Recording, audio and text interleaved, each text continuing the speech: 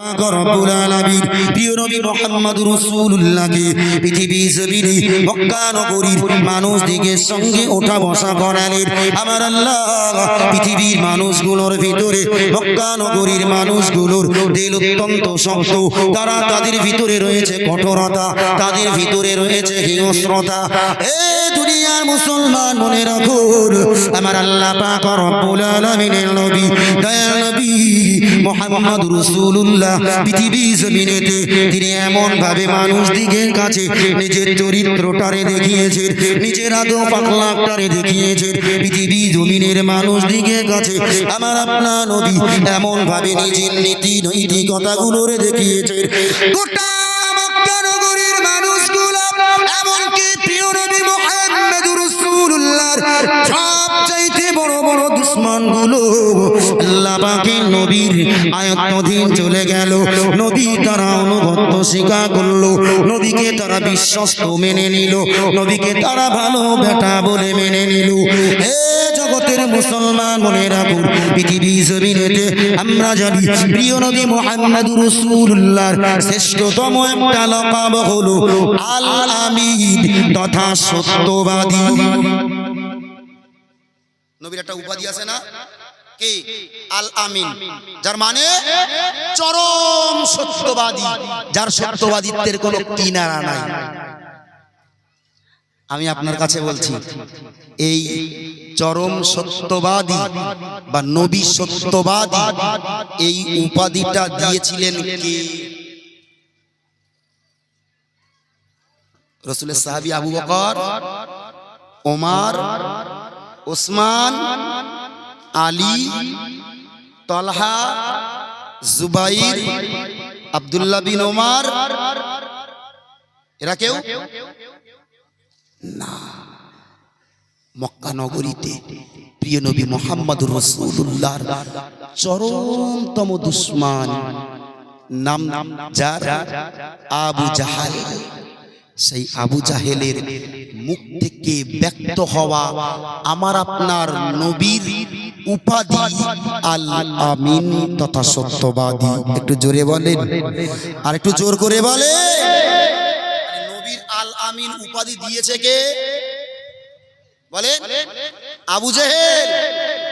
ও ভাই, কপাল ফাটা কি জাতের মানুষেরা একটাবার মনে রাখেন ভাই, নবী মুহাম্মদুর রাসূলুল্লাহ এই 40 বছরের ভিতরে আল্লাহ নবুয়াতিত্ব না দিয়ে এই সমাজের সঙ্গে মিলিয়ে নিয়ে মিশিয়ে নিয়ে মানুষের কাছে বিশ্বস্ততা গ্রহণযোগ্যতা আল্লাহ অর্জন করিয়ে নিয়েছেন। কিন্তু কপাল যার ফাটে না, তার কোনো দিক থেকে গড়ার মতো পরিস্থিতি আর হয় না। আবু জাহেল, যে আবু জাহেল নিজে রাসূলুল্লাহকে আল আমিন তথা সত্যবাদী বললেন, ওই নবী যখন নবুয়াতিত্ব পেয়ে ওই মক্কা নগরীর পাহাড়ের উপরে দাঁড়িয়ে মক্কা নগরীর মানুষগুলোকে ডাক দিয়ে বললেন যে আমি মুহাম্মদ, তোমরা কি আমাকে বিশ্বাস করো? আবু জাহেল সহ সমস্ত মক্কা নগরীর মানুষগুলো বলল, আমরা তোমারে বিশ্বাস করি বই কি, তোমাকে তো আমরা আরবের শ্রেষ্ঠ সত্যবাদী বলে জানি, তোমার খানদানকে সত্যবাদী বলে জানি, তোমার বাপকে সত্যবাদী বলে জানি, তোমার দাদাকেও আমরা সত্যবাদী বলে জানি। একটু জোরে বলো। রাসূলুল্লাহ রাসূলুল্লাহ ওই সময় বললেন, আমি যদি বলি যে এই মক্কা নগরীর এই পাহাড়ের পিছন দিক থেকে কোন শত্রু আসছে তোমাদের আক্রমণ করতে, তোমরা কি আমার কথা বিশ্বাস করবে? তো বলছেন, হ্যাঁ অবশ্যই বিশ্বাস করব। কেন করব? বিশ্বাস না করার তো কোনো জায়গা নেই। তোমার ভিতরে তো আমরা এই মিথ্যাচার কোনোদিন দেখিনি। তোমার কাছে তোমার জন্ম থেকে নিয়ে আজ পর্যন্ত কোনোদিন তোমার ভিতরে মিথ্যাচার দেখিনি, তোমার কথা কি করে অবিশ্বাস করব? নবী ব্যাস ওই সুযোগেই আবু জাহেলের কাছে বললেন, তাহলে তোমরা পড়ো আশহাদু আল্লা ইলাহা ইল্লাল্লাহ ওয়া আশহাদু আন্না মুহাম্মাদার রাসূলুল্লাহ। ব্যাস, যে তর্কে দাওয়াত সেই তর্কেই মানুষ পরিবর্তন। মুহূর্তের ভিতরে আবু জাহেল বলতে শুরু করলেন, তাব্বান লাক, তুই ধ্বংস হ, কারে বলছে? রাসূলুল্লাহকে। আবু জাহেল বদদুয়া দিচ্ছে, তুই ধ্বংস হ। আল্লাহ তোর হাত ধ্বংস হোক, তুই নিজে ধ্বংস হ। তুই মিথ্যাবাদী, তোর বাপ মিথ্যাবাদী, তোর দাদা মিথ্যাবাদী, তোর গোটা বংশ মিথ্যাবাদী। নাউজুবিল্লাহ বলেন। যে আবু জাহেল ওই পাহাড়ের পাদদেশে দাঁড়িয়ে নিজেই বললেন, স্বীকৃতি দিলেন, তুমি সত্যবাদী, তোমার বাপ সত্যবাদী, তোমার দাদা সত্যবাদী, তোমার গোটা বংশ সত্যবাদী। শুধু আশহাদু আল্লা ইলাহা ইল্লাল্লাহ ওয়া আশহাদু আন্না মুহাম্মাদার রাসূলুল্লাহ, এই বাক্যটুকু প্রচার করাতেই সেই আবু জাহেল রাসূলের প্রতি অভিশাপ করলো, রাসূলকে ধ্বংসের জন্য আক্রমণ করলো, রাসূলকে নস্যাৎ করে দেওয়ার জন্য অভিশাপ দিল। আবু জাহেলের অভিশাপ তো রাসূলুল্লাহ লাগবে নাকি? ঢেলের আশীর্বাদে খাল শুকাবে নাকি? প্যারা গাজির মজলিস মনে রাখুন, আমার আল্লাহ পাক রব্বুল আলামিনের নবীর যেই না আবু জাহেল একবারের জন্য নবীর প্রতি এমন করে অভিশাপ দিতে লাগলেন, আমার আল্লাহ একটা মুহূর্তের জন্য বিলম্ব না করে আমার আল্লাহ জিবরাইলকে আল্লাহ পাকের নবীর কাছে পাঠিয়ে দিলেন। জিবরাইল আলাইহিস সালাম নবীর দরবারে চলে এলেন। আল্লাহ নবীর ডেকে ডেকে বললেন, ইয়া রাসূলুল্লাহ, ইয়া হাবিবাল্লাহ, হুজুর আমার আল্লাহ আপনার জন্য বার্তা পাঠিয়ে দিয়েছে, আপনার জন্য আমার আল্লাহ পয়গাম পাঠিয়ে দিয়েছে। আল্লাহ পাকের নবীর কাছে জিবরাইল আমিন আলাইহিস সালাম পড়ে শোনালেন, তাব্বাত ইয়াদা আবি লাহাবি ওয়া তাব্বা মা আগনা আনহু মালুহু ওয়া মা কাসাব সায়াসলা নারান যাতা লাহাব। হে দুনিয়ার মুসলমান মনে রাখুন, আমার নবীর প্রতি আবু জাহেল অভিশাপ দেবার জন্য আমার আল্লাহ সইতে পারলেন না, আমার আল্লাহ সহ্য করলেন না, আমার আল্লাহ নিজের পক্ষ থেকে আবু জাহেলের জন্য আমার আল্লাহ অভিশাপ পাঠিয়ে দিলেন। তাব্বাত ইয়াদা আবি লাহাব, আবু লাহাবের দুই হাত ধ্বংস হোক, ওয়া তাব্বা এবং সে নিজে ধ্বংস হোক, মা আগনা আনহু মালুহু ওয়া মা কাসাব, আবু লাহাবের মাল সম্পদ সন্তান সন্ততি কোনো কিছু তার কাজে আসবে না। সায়াসলা নারান যাতা লাহাব, খুব শীঘ্র অচির ভবিষ্যতে অতীব তাড়াতাড়ি ওই আবু জাহেল জাহান্নামের খোরাক হয়ে যাবে। সুবহানাল্লাহ। রাসূলের জন্য অভিশাপ দিলি, আল্লাহ একটা মুহূর্তের জন্য বিলম্ব না করে সূরা লাহাব অবতীর্ণ করে আবু জাহেলের ঘাড়ে পাল্টা অভিশাপ। হয় মজার বিষয় আর দুঃখ আর পরিতাপের বিষয় বোঝেন, এই প্রিয় নবী মুহাম্মদ রাসূলুল্লাহর দুইটো কন্যা সন্তান তখন আবু জাহেলের দুই বেটা উতবা আর উতাইবার সঙ্গে বিবাহ বন্ধনে আবদ্ধ। এখন বলেন, রাসূলুল্লাহ আবু জাহেলের বিরুদ্ধে রাসূলের মুখ থেকে যখন অভিশাপ বার হবে, সেই বাড়ির মেয়ে এই বাড়ি এসে ভাত খাবে, এটা সম্ভব? সম্ভব? প্যারা গাজির মজলিস মনে রাখুন, আল্লাহ নবী দিন ও দুনিয়া বাদশা হাবিবুল্লাহ জনাবে মুহাম্মদুর রাসূলুল্লাহ সাল্লাল্লাহু আলাইহি ওয়াসাল্লাম চেতনার উপরে আমার আল্লাহ কোরআন অবতীর্ণ করলেন। কোরআনের বাণী যখন সূরা লাহাব যখন অবতীর্ণ হলেন, আবু লাহাব নিজের দুইটো বেটারে ডাকলেন, ও বাবা উতবা, ও বাবা উতাইবা, দেখো না তোমার শ্বশুর কথা মুহাম্মদ আমার নামে অভিশাপ দিয়েছে, আমার ধ্বংস চেয়েছে, আমার সম্পদের ধ্বংস চেয়েছে, আমার সন্তানের ধ্বংস চেয়েছে। যে মুহাম্মদ আমার জন্য ধ্বংস চায়, যে মুহাম্মদ আমার বেটাদের ধ্বংস চায়, যে মুহাম্মদ আমার সম্পদের ধ্বংস চায়, তোমরা কি সেই মুহাম্মাদের বেটিগুলোরে নিয়ে ঘর করবে? বেটাগুলো বললেন, না বাবা, আমরা কখনো না, ওই মুহাম্মাদের বেটিকে আমরা কখনো নিজেদের বিছানা সজ্জা আমাদের জীবন সঙ্গী করে রাখতে পারি না।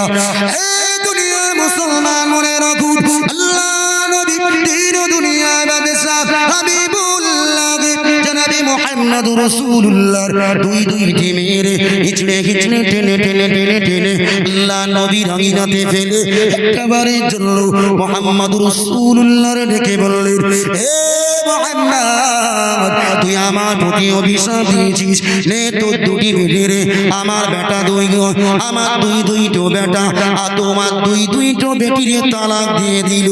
ও বেটা মুহাম্মদ, তুমি তোমার বেটিগুলোরে তোমার ঘরেতে তুমি খুঁটি বানিয়ে রাখো। প্যারা হাজিরিনে মজলিস মনে রাখুন, পৃথিবীর জমিনে একটা বাপের কাছে সবচাইতে দুঃখ কষ্ট যন্ত্রণার সময় হলো মা কিংবা বাবা যখন নিজের তৈরি করা রক্তের নারী ছেড়া সন্তান কন্যা সন্তানটারে সাজিয়ে গুজিয়ে নৌসা পাঠিয়ে বংশা বাড়িয়ে অন্যের ঘরের বধূ করে যখন বিদায় দেয়, তার চাইতে বড় কষ্ট বাপমার পৃথিবী জমিনেতে আর কিছু নাই। মুসলমান, কিন্তু সেই বাপ সেই মা সেই মেয়েটা যদি সুখে থাকে, বাপ মা বড় আনন্দিত হয়। সেই মেয়ে যদি তালাক পায়, সেই মেয়ে যদি কষ্টে থাকে দুঃখে থাকে, বাপ চোখের আড়ালেতে কাঁদে, মা জননী ঘরে ঘরে আঁচলে মুখ বসে। দুনিয়ার মুসলমান মনে রাখুন, আল্লাহ পাকের নবী, আল্লাহ পাকের হাবিব আমার, আল্লাহ পাকের নবী আমার নবীর আঙিনায় দুইটি কন্যা সন্তানকে কেবলমাত্র তৌহিদের বাণী প্রচারের জন্য, কেবলমাত্র কলেমা বাণী প্রচার দেওয়ার জন্য আবু জাহেল রাসূলুল্লাহ দুইটি কন্যাকে তালাক নিয়ে, নিজেদের বেটার কাছ থেকে তালাক নিয়ে নবীর আঙিনাতে ছুঁড়ে ফেলে দিয়ে বললেন, বেটা মুহাম্মদ, তুই যখন আমার শত্রুতা করলি, তোর কন্যা সন্তানের আমার ভিটেতে কোনো জায়গা নাই। একটা বেটি যদি তালাক পেয়ে বাড়ি আসে, সমাজে দেখবেন অনেক সময় হয় সংসার টিকে না। যে বাপের কন্যা বাড়িতে আছে, ও বাপ দেখবেন সমাজে হেসে খেলে বেড়াচ্ছে। বাপ যখন একটাবার রাতের বেলা বালিশে মাথা দেয় না, বাপের কলিজাটা কাঁদে কাঁদে বিছানা ভেজায়, বালিশ ভিজিয়ে ফেলে, আপনার সামনে প্রকাশ করে না। একটা কন্যা সন্তানের জন্য যদি এই হয়, দুইটো কন্যা সন্তানকে তালাক দিয়ে রাসূলুল্লাহ আঙিনাতে ফেলে রেখে গেল। রাসূল জিন্দেগিতে কখনো বদদুয়া করেননি ভাই, তবে সেদিন রাসূলুল্লাহ নিজেকে আর কন্ট্রোল করতে পারেনি। রাসূলুল্লাহ একদিনে ওই বদদুয়া করেছিলেন, জি যে আল্লাহ, আজ যেমন আমাকে এই দুটো আমার দুটো কন্যাকে যেমন তালাক দিয়ে যে দুটো জালিয়াত আমার দুইটো কন্যাকে আমার আঙিনাতে ফেলে গেল, আল্লাহ ওই দুটোকে আপনার জঙ্গলের দুই কুত্তা দিয়ে ওদেরকে খাইয়ে দেবে। আর রাসূলুল্লাহ যদি দোয়া করে, সেই দোয়া কবুল হবে না? হবে না? আবু জাহেল রাসূলুল্লাহর যাই করুক, অস্বীকার করুক, বিশ্বাস কিন্তু আসল জায়গায় ঠিক।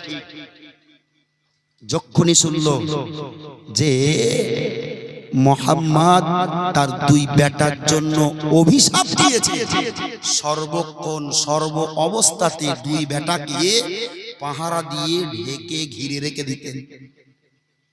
ইতিহাস পড়েও রেখেছেন, শুনেও রেখেছেন। জি, কোন এক তিজারাতে, কোন এক ব্যবসাতে, সেই ব্যবসাতে ওই উতবা উতাইবা ভাই ছিল। ওদেরকে যেহেতু রাসূলুল্লাহর বদদুয়া রয়েছে, তো সবাই পাহারা দিয়ে মাল সামানগুলো, ব্যবসার মালগুলো এক জায়গায় টিলা তৈরি করলেন, পাহাড় করে সেই পাহাড়ের মাথায় দুজনকে শুইয়ে রেখে এলেন, বসিয়ে রেখে এলেন। আর চতুর্ধারে ওই সম্পদের টিলার ভাগ ভাগ করে, তুই এই টাইম থেকে এই টাইম ঘুমাবি, বাকিরা জেগে থাকবে, তোরা এই টাইম থেকে এই টাইম ঘুমাবি, ওরা জেগে থাকবে। এই করে ভাগ করে সমস্ত মানুষগুলোকে ভাগ করে দেওয়া হলো। রাতের বেলায় আবু জাহেলের দুই বেটা উতবা উতাইবা কোথায় গেল আর খুঁজে পাওয়া গেল? তাদের দুটোর কলিজাকে আল্লাহ কুত্তাগুলো, জঙ্গলের নেকড়েগুলো তাদের বুক ছিনাটাকে চিরে তাদের দেহের দিল কলিজাগুলো চিবিয়ে চিবিয়ে খেয়েছে। রাসূলুল্লাহর বদদোয়া। ও ভাই, আল্লাহ পাকের কোরআনে সেই বদদোয়া আজও পর্যন্ত হাজী সাহেব যারা হজ করতে যান জানেন। একটা হাজী সাহেব থাকলে খুব ভালো বলতে পারতাম। ও ভাই, হাজী সাহেবরা হিসু করে একটা জায়গায়, হাজী সাহেবদের জন্য হিসু করার একটা জায়গা আছে, বড় একটা জায়গা, যেখানে শত শত মানুষ একসঙ্গে হিসু করতে পারে। বড় মজার বিষয়, যে জায়গাটায় হিসু করে ওইটাই হলো আবু জাহেলের ভিটে। ওইটাই হলো আবু জাহেলের ভিটে, ওইটাই আবু জাহেলের বাসঘর। प्यारा हाज़िरीन मजलिस মনে রাখুন, আল্লাহ নবী পৃথিবী জমিনে দিলেন কেবল মাত্র নবী 40 বছর ধরে যতদিন না দিনের দাওয়াত প্রচার করেননি, ওই নবীর কোনো শত্রু ছিল না। নবী যতদিন দিনের দাওয়াত দেয়নি, নবী যতদিন কলেমার দাওয়াত দেয়নি, গোটা মক্কা নগরীতে একটা নবীর দুশমন ছিল না, বরং সবার কাছে নবী মুহাম্মদুর রাসূলুল্লাহ কেবল মাত্র গোটা মক্কা নগরীর শ্রেষ্ঠ বালক হিসাবে ছিলেন, শ্রেষ্ঠ যুবক হিসাবে ছিলেন, শ্রেষ্ঠ মানুষ হিসাবে রচিত হলেন। এই দুনিয়ার মুসলমান মনে রাখুন, আল্লাহ নবী যখন থেকে বলা শুরু করলেন আশহাদু আল্লা ইলাহা ইল্লাল্লাহ ওয়া আশহাদু আন্না মুহাম্মাদুর রাসূলুল্লাহ, আবু জাহেল রাসূলুল্লাহ দুশমনি করলেন, উতবা আবু জাহেল করলেন, আবু লাহাব করলেন, উতবা করলেন, উতাইবা করলেন। রাসূলুল্লাহর বড় বড় বড় বড় যারা সাহাবী হয়েছে পরে তারা রাসূলুল্লাহ সাহাবী, হযরতে ওমর তখন কলেমার দাওয়াত দেয়নি, ওমরও তখন শত্রুতা করেছে। হে দুনিয়ার মুসলমান মনে রাখুন, যে মুহাম্মদকে মহান আল্লাহ গোটা মক্কা নগরীতে 40 বছর অলিতে গলিতে মুহাম্মাদের চরিত্রকে দেখিয়ে দিয়েছে, মুহাম্মাদের নীতিটারে দেখিয়ে দিয়েছে। মুহাম্মাদের ভিতরে কোনো অন্যায় নাই, মুহাম্মাদের ভিতরে কোনো ফালতু কথা নয়, মুহাম্মাদের ভিতরে কোনো গালিগালাজ নাই, মুহাম্মাদের ভিতরে কোনো অশ্লীল বাক্য নাই, মুহাম্মাদের ভিতরে কোনো ঝগড়া বিবাদ কলহ নাই, মুহাম্মাদের ভিতরে কোনো প্রকার সমাজ বহির্ভূত কোনো কর্ম নাই। এই দুনিয়ার মুসলমান মনে রাখুন, আমার আল্লাহ 40 বছর বয়সে নবীর কাছে নবুয়তিত্ব না দিলেন। নবী যখন দিনের দাওয়াত দিলেন, আবু জাহেল শত্রুতা করলো, আবু লাহাব শত্রুতা করলো, উতবা শত্রুতা করলো, উতাইবা শত্রুতা করলো, রাসূলুল্লাহ সাহাবী হযরতে ওমর তখন শত্রুতা করলো, রাসূলুল্লাহ সাহাবী হযরতে আবু লাহাব রাসূলুল্লাহ সাহাবী আমিরে মুআবিয়ার বেটা আবু সুফিয়ান তখন শত্রুতা করলো। হে দুনিয়ার মুসলমান, একে একে একে একে যারা গোটা মক্কা নগরীতে রাসূলুল্লাহ রে আল আমিন বলে আখ্যা দিল, তারাই তো পরবর্তীকালে প্রিয় নবী মুহাম্মদুর রাসূলুল্লাহকে মক্কা নগরীর পাগল এবং উন্মাদ বলে ঘোষণা দিল। কারণ শুধু একটাই, দেখেন 40 বছরের আগ পর্যন্ত রাসূলের জিন্দেগি হিস্ট্রি করে মানে গবেষণা করে দেখুন, যত পৃথিবীর প্রামাণ্য ইতিহাসের কিতাব আছে সবগুলোকে নিয়ে বসে রাসূলুল্লাহর এই 40 বছরের আগ পর্যন্ত, নবুয়ত পাওয়ার আগ পর্যন্ত মক্কা নগরীতে রাসূলুল্লাহর একটা শত্রুতা ছিল, আপনি বার করে দিলে আমি আপনার সারা জনম গোলামি করে কাটিয়ে দেব। তবে একটা প্রশ্ন থাকবে, হুজুর রাসূলুল্লাহ যে নবী জন্ম নিয়েছে খ্রিস্টান পাদ্রীরা যে জানে, হ্যাঁ, কিন্তু এই যে সেই নবী কেবল মাত্র একজন পাদ্রী ধরতে পেরেছিল, নাম ছিল যার বুহাইরা। সুবহানাল্লাহ বলেন। সেই বুহাইরা নিজে বুঝতে পেরে রাসূলের চাচা আবু তালেবের হাতে উঠিয়ে দিয়ে বলেছিলেন, বাবা আবু তালিব, তুমি এই বেটাকে নিয়ে সামদেশে সিরিয়াতে যেও না ব্যবসা করতে, এই বেটার শত্রু হাজার হাজার মানুষ একে হত্যা করার জন্য দিন রাত 24 ঘন্টা এক করে করছে। রাসূলুল্লাহকে ফিরিয়ে এনেছিলেন, চাচা নিয়ে যায়নি ভাই। সেই নবী যে নবীর জিন্দেগিতে আপনি নবী দিবস পালন করেন, ওই নবীর জিন্দেগিতে একটা শত্রুতা ছিল না। শত্রুতার জায়গা তৈরি হয়েছে কোথায়? শুধু তৌহিদের বাণী, আল্লাহর কলেমা, আল্লাহর দ্বীনের দাওয়াত প্রচারের জন্য।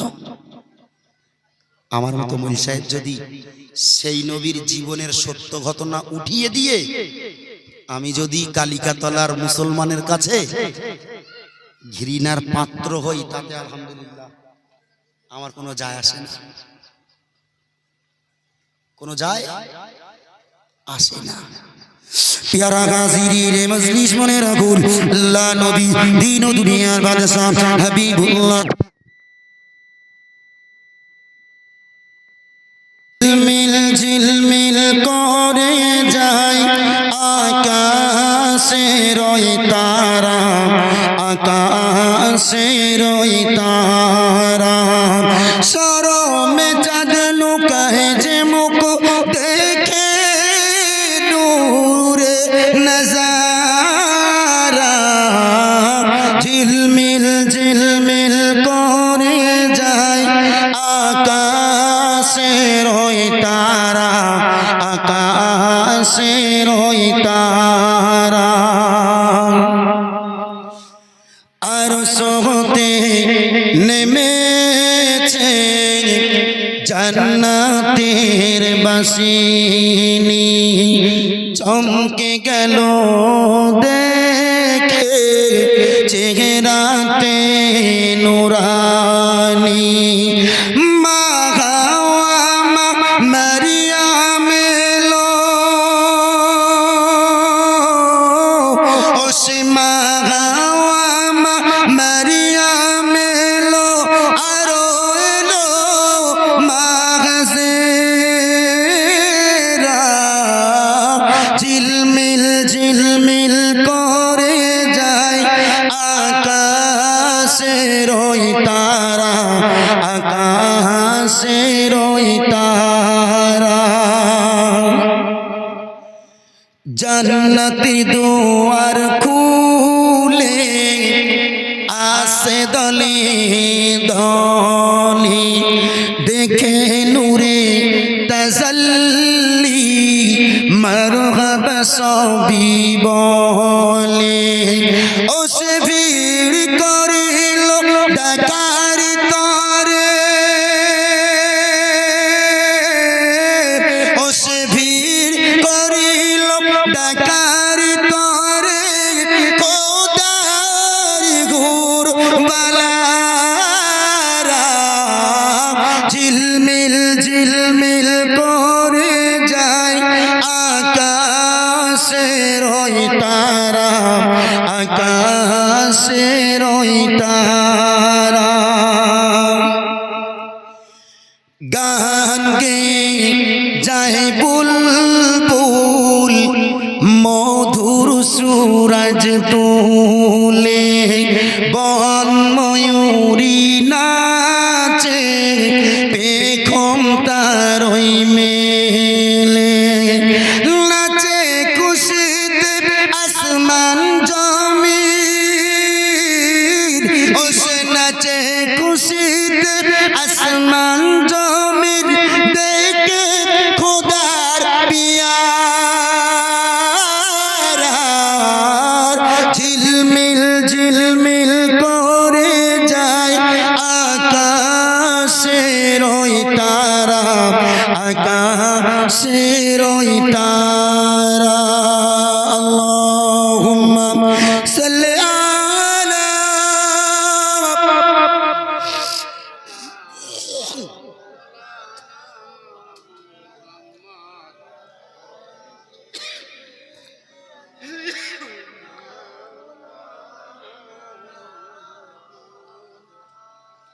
জি ভাই, আমি আমার নসিহতের মূল পাঠভূমি কি এতটুকু আশা রাখি, যেহেতু এক নসিহত শোনালো তার উপরে অ্যান্টিডোট পড়ায় সবার মাথায় ঠিক মতো ক্যাচ করিনি ভাই।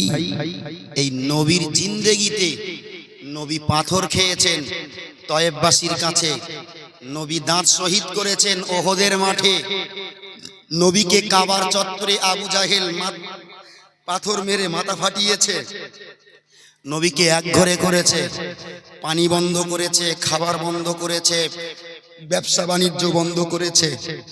সব কিছুর পিছন দিয়ে একটাই কারণ, রাসূলুল্লাহ তাওহীদের বাণী প্রচার করেছে, আল্লাহর একত্ববাদের বাণী প্রচার করেছে। যার কারণে যে মানুষটা 40 বছর মক্কা নগরীর মানুষের কাছে শত্রু ছিল না, সেই মানুষটাই রাসূলুল্লাহ মক্কা নগরীর মানুষদের কাছে সবচাইতে বড় দুশমনে পরিণত হলো। কারণ একটাই, ওই নবীর উদ্দেশ্য ছিল এটাই, আমার এই উম্মত, আমার এই উম্মত আল্লাহ পাকের কোন বান্দা একটা যেন আল্লাহর গজবের জাহান্নামে কেউ না পড়ে। আমি রাসূলুল্লাহ প্রত্যেকটা মানুষের ভিতরে আল্লাহ পাকের তাওহীদ, আল্লাহ পাকের কালমা, আমি আল্লাহ পাকের বিধানগুলোকে পূর্ণতার সঙ্গে মানুষদের কাছে পৌঁছে দিয়ে আমি রাসূলুল্লাহ আল্লাহর নৈকট্য অর্জন করব। তার জন্য আমার জিন্দেগির যত দুঃখ, যত কষ্ট, যত যন্ত্রণা হোক, আমি সব কিছু অম্লান বদনে মেনে নেব। একটু সুবহানাল্লাহ বলি। রাসূলুল্লাহ কি কষ্ট পেয়েছে ওই নসিহত না শুনে রাসূলুল্লাহ কেন কষ্ট সহ্য করেছে এই নসিহতটা শুনেন। শুধু উম্মতগুলো যেন জাহান্নামী না হয়, উম্মতগুলো যেন পথ হারা না হয়, উম্মতগুলো যেন কোরআন হারা না হয়। ভাই ওই নবী শেষ বয়সে, নবী জিন্দেগির শেষ প্রান্তরে ওই নবী বলেছেন, আমি রাসূলুল্লাহ চলে যাচ্ছি, বিদায় নেব, বেশি দিন আর সময় নাই, আমি রাসূলুল্লাহ বিদায় দিয়ে চলে যাব। তবে আমি তোমাদেরকে বলি, তোমরা কেউ যেন দ্বিধাদ্বন্দ্বের ভিতরে পড়ো না, তোমরা কোনো কিছু ঘাটতি মনে করো না। আমি রাসূলুল্লাহ, আমি থাকবো না, তারপরেও আমার ঘাটতি তোমরা মনে করবে না। আমি রাসূলুল্লাহ তোমাদের মাঝে দুটি জিনিস দেখে যাচ্ছি, তারাকতু ফীকুম আমরাইন, আমি তোমাদের মাঝে দুটি জিনিসকে ছেড়ে গেলাম, লাম তাদিল্লু মা তামাসসাকতুম বিহিমা, ওই দুটো বিষয়কে যদি তোমরা আঁকড়ে ধরে রাখতে পারো, পৃথিবীর কোন শক্তি তোমাদেরকে পথভ্রষ্ট করতে পারবে না। একটু জোরে বলেন, আর একটু জোরে বলে কি? এক নম্বরে রাসূল বললেন কিতাবুল্লাহ, আল্লাহ পাকের কোরআন। সুবহানাল্লাহ বলেন। দ্বিতীয় নম্বর, আমি রাসূল, আমার আদর্শ, আমার সুন্নাত, আমার হাদিস। একটু জোরে বলেন, আর একটু জোরে বলেন। সেই নবী জানিয়েছে আখিরি জামানায় আমার উম্মতদের থেকে সুন্নাতগুলো উঠে যাবে, আমার আদর্শ, আমার নীতি, আমার চরিত্র উঠে যাবে। ওই সময়তে আমার উম্মতগুলো যদি, আমার উম্মতদের ভিতরে কেউ যদি একটা সুন্নাত মরে যাওয়া, লিবে যাওয়া বা কম প্রচলন হয়ে যাওয়া কোন সুন্নাত যদি কেউ জাগ্রত করে, আমি আল্লাহ পাকের নবী জানিয়ে দিলাম, ওই মানুষটার নামায় আমলে আমার আল্লাহ 100 শহীদের সওয়াব লিখে দেবে। একটু জোরে বলে। রাসূলুল্লাহর একটা সুন্নাত আপনাকে জিন্দা করার সময় চলে এসেছে। একটাবার তাকান ইসরাইলের দিকে, তারা আল্লাহর কাছে কাঁদছে, আপনার চাইতে ইমানে অনেক পাকা তারা। বাইতুল মুকাদ্দাসকে জিন্দা রাখতে তারা নিজেদের টন টন রক্ত দিচ্ছে, গোটা বিশ্ববাসী তাদের জন্য দোয়া করছে, মুসলমান। তারপরেও বলেন দিনি ফিলিস্তিনের মুসলমানগুলো কি নিষ্কৃতি পাচ্ছে? বা কারণ রাসূলুল্লাহ সুন্নাত ছেড়ে দিয়ে এই মুসলমান দোয়া করবে, আর মুসলমানের দোয়া আল্লাহ কবুল করবে, এটা হয়? এই হলারের ভিতরে হারাম ঢোকাবো আর সেই জবান দিয়ে আল্লাহর কাছে দোয়া করব, আল্লাহ দোয়া কবুল করবে? ভাই একটু সচেতন হন। আল্লাহ যদি কখনো কোনো সময় নিয়ে আসে, সবে আমি ওয়াজের শুধু ভিতটুকু পুঁতেছি বাপ, এখনো আল্লাহ যদি চায় এবার কখনো যদি নিয়ে আসে, নবী দিবসের মূল জলসা কাকে বলে আল্লাহ চাইলে একটা পয়েন্ট নোট করে ইনশাআল্লাহ সেদিন আলোচনা করব। আল্লাহ যদি স্মরণে রাখে, আল্লাহ কবুল করেন, বলেন আমিন। জি ভাই, যে নবী সারা জনমটা নিজের জিন্দেগিটা একটা জিনিসের জন্যই তিনি উৎসর্গ করলেন, সেটা হলেন কোরআন, আল্লাহ পাকের বিধান কালাম। ভাই সেই কোরআন জিন্দা রাখতে রাসূলুল্লাহ যুগে যুগে সময়ে সময়ে রাসূলুল্লাহ সাহাবীদের কাছে হাত পেতেছেন। সাহাবীরা কোরআনটাকে জিন্দা রাখতে, আল্লাহর বিধানকে পরিচালনা করতে, আমি রাসূলুল্লাহ আমার অসাধ্যের বিষয় হয়ে পড়ে গেছে, তোমাদের কাছে আমি রাসূলুল্লাহ কাঙালের বেশে হাত পাচ্ছি, আল্লাহর দ্বীনের জন্য তোমরা তোমাদের অর্থ কিছু একটা অংশ দিয়ে ইসলামকে সাহায্য করো। একটু জোরে বলেন।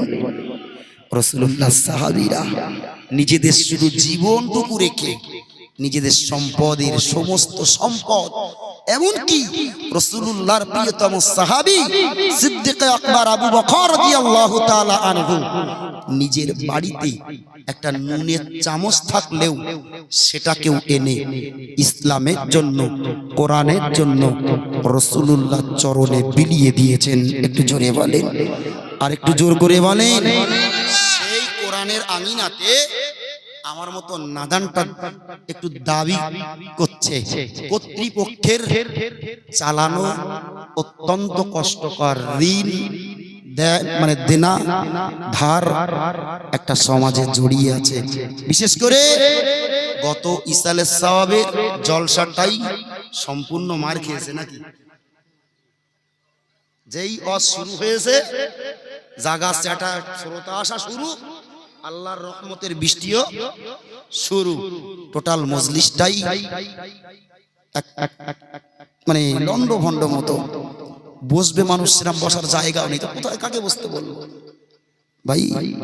সেখানেও কর্তৃপক্ষের একটা বড় অঙ্কের টাকা মাদ্রাসা থেকে ঘাটতি আছে।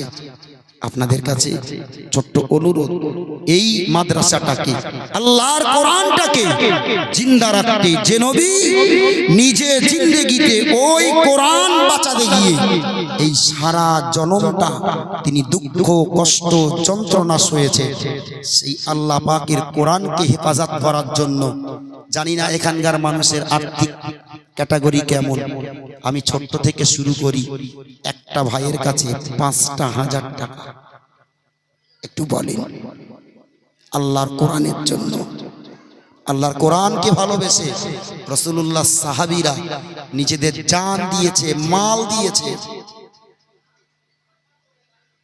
আপনার কাছে অতটা চাইনি, আমি ৫,০০০ টাকা একটা ভাইয়ের কাছে চাইছি। আল্লাহর কোনো একজন পাগল এই নবী দিবসের মজলিসে আমার মতো হতভাগাটা, গুনাহগারটা, তার জন্য খাস করে একটু দোয়া করবে। একটু বলেন, কোনো বাপারা মাহারার সন্তান পৃথিবীতে এই মজলিসে কেউ কি জিন্দা নাই? যে বাপ, যে মা লক্ষ কোটি টাকার সম্পদ আমার জন্য রেখে গেছে, আজ তারা কবরে, সেই বাপটার জন্য, সেই মাটার জন্য একটা ভাই ৫,০০০ টাকা। আল্লাহ কোনো পাগল? একটু বলেন না, কি ব্যাপার, জীবনে জায়গা নাকি? একটু বলেন, আল্লাহর রাস্তে বলেন। আমি আপনাদের কাছে করজোরে নিবেদন করে বলছি, কোরআন বাঁচানোর, কোরআন বাঁচানোর জন্য এটা কোরআনি কারখানা, হাইব্রিড বক্তা না রে বাপ, যে ২০,০০০ না দিলি নিবুনি রে বাপ, ও যাতে না রে ভাই। এর আগের জলসায় কত দিয়েছিল দেখিওনি, আল্লাহ মালুম, আল্লাহ সাক্ষী। তবে এদিন দাওয়াত করার সময় বলছে কম দিলাম, কত দিল আদৌ পর্যন্ত জানি না। বুঝতে পেরেছেন? আজও পর্যন্ত জানি না এখানকার মানুষ গতবারে দাওয়াত দিয়ে আমাকে কত দিয়েছিল। কেউ একটা কিছু বলেছিল কানের ধারে, অঙ্কটা আমার মনে নেই। কারণ আল্লাহর দ্বীন মানুষ এতগুলো টাকা প্রচার প্রসারের জন্য রেডি করে আমারে ডেকে দাওয়াত করে এনেছে, রাস খাওয়ান খাইয়ে এই এত আমন্ত্রণ করে আবার যাওয়ার সময় মোটা অঙ্কের একটা অর্থ পকেটে গুজে দেবে, আর আমি এখনো মানুষের ঘাড় মুটকে টাকা নেবো। বুঝলেননি? রাসূলুল্লাহর উত্তরসূরি আমরা নিজেরা দাবি করি। রাসূলুল্লাহ নিজের সম্পদগুলোকে গোটা মক্কা নগরীর গরীব এতিম অসহায় দুস্থ মানুষগুলোর কাছে তিনি বিলিয়ে দিয়েছেন। গোটা মক্কা নগরীর শ্রেষ্ঠ ধনীর খাতায় নাম ছিল মা খাদিজার, আর সেই মা খাদিজার সমস্ত সম্পদগুলো মা খাদিজা অম্লান বদনে রাসূলুল্লাহকে মালিক বানিয়ে দিয়েছিলেন। ইয়া রাসূলুল্লাহ, আমার এই সম্পদের পূর্ণ মালিকানা আজ থেকে আমি আপনাকে দিয়ে দিলাম। একটু জোরে বলেন।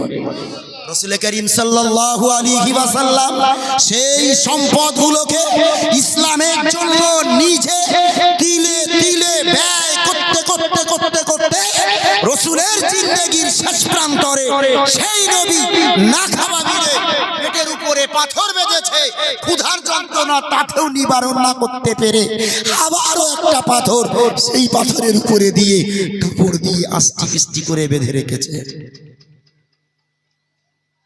আমরা না সেই নবী দিবস পালন করি, যে নবী নিজের সম্পদগুলোকে সব বিলিয়ে দিলেন, সেই নবী নিজের অর্থগুলোকে সম্পদগুলোকে দ্বীনের জন্য কোরআনের জন্য উৎসর্গ করলেন। আমার মতন হুজুরির নেমন্তন্ন করে আসলি বললি 20,000 না দিলি যাবনি। রাসূল নিজের টাকা খরচা করে দিয়েছে, আর ছেলেরা এত সুন্দর ইন্তেজাম স্টেজ দিয়েছে, এত সুন্দর পরিবেশ দিয়েছে, সুন্দর ফ্যানের বাতাস দিয়েছে, সুন্দর কথাগুলো বলতে যাতে কষ্ট না হয় সুন্দর মাইক সেটের ব্যবস্থা করেছে। ও ভাই, তারপরেও আমরা একটাবার বলবো, একটু বলি, সেই নবীর উম্মত হিসাবে আমি প্রথম নম্বরে একজনের কাছে দাবি রেখেছি, সির্ফ একজন, আল্লাহর কোন পাগল। একটু বলেন 5,000 টাকা। গোটা এখানে বাচ্চা কতটা আছে? 42 বোর্ডিং এ থেকে পড়ে এখানে, কোন লজিক না। আল্লাহু আকবার। ভাই চট জলদি, মায়েরা অনেকে মাইকে সাওয়ান পাচ্ছেন, বেশি কিছু নাই। এই 42টা ছেলের জন্য 1,000 টাকা করে 42 জন ভাই এবং মা এবং বোনদের একেবারে দাবিটা ছাড়ছি না, আল্লাহ সাক্ষী রেখে দিয়েছি। জি, আমি 42 জন ভাইয়ের কাছে 1,000 টাকা করে চাইছি। একটু বলেন, 1 নাম্বার ভাইয়ের নাম? হ্যাঁ, একটু তাকবীর দেন, নারায়ে তাকবীর।